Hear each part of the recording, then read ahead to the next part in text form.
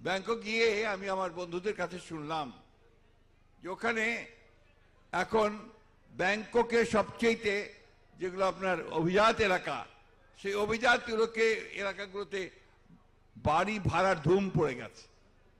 সেই বাড়িগুলো ভাড়া করছেন সমস্ত আওয়ামী লীগের বিতাড়িত নেতৃবৃন্দ, এবং তারা একটা যে গাড়ি কিনছেন সেই গাড়িগুলো কোনোটাই আপনার 2 কোটি 3 কোটি টাকার কমে নয়। এটা কোত্থেকে গেল? এই দেশের সম্পদকে তারা পাচার করেছেন।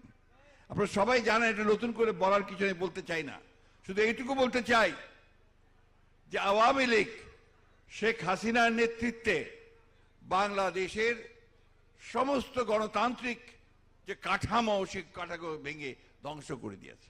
কথা উঠছে, ষড়যন্ত্র চলছে যে আপনার বাংলাদেশে আপনার এখানে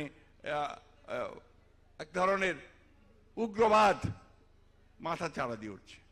এই উগ্রবাদকে মাথা চাড়া দিয়ে উঠতে দেওয়া যাবে না বন্ধুগণ। তাহলে আমাদের বাংলাদেশের যে আত্মা, যে সোল, সেই অস্তিত্ব আমাদের রক্ষা পাবে না। এই কথাটা আমাদের সবাইকে মনে রাখতে হবে। আমি কথাটা আজকে এই জন্য আরো বেশি করে বলছি যে এইখানে আপনাদের সকলকে বিভক্তি বিভাজনের রাজনীতি কেউ করবেন না। অতীতে যা হয়েছে হয়েছে।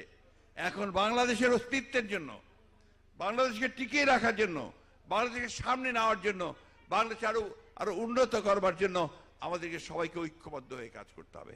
আপনারা দেখেছেন যে এই আন্দোলনের পরে আজকে আমাদের নেতা তারেক রহমান সাহেব, তিনি নির্যাতিত হয়ে, নিপীড়িত হয়ে, নির্বাসিত হয়ে বিদেশে ছিলেন।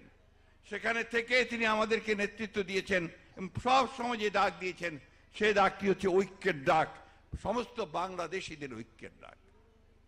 এই ঐক্য দিয়ে আমাদেরকে আমাদের স্বাধীনতা রক্ষা করতে হবে। তিনি বলেছেন যে এবারের সংগ্রামটা হচ্ছে আমাদের স্বাধীনতা রক্ষার সংগ্রাম।